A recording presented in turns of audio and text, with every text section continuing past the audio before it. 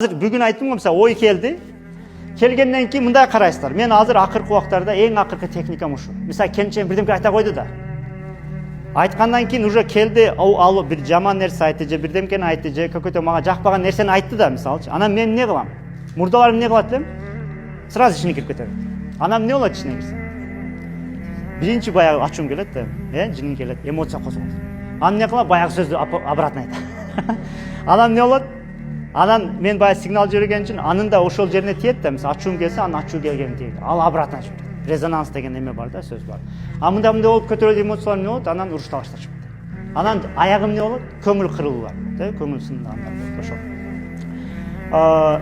Эми караңыздар, сиздер дагы мындан кийин жөн эле байкаңыздар, ой келгенде кааласаңыздар, мындай кирбей турсаңыздар болот.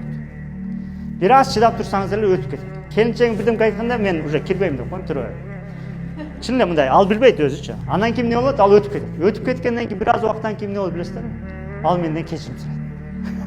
Жакшы бекен, кол чабуулар.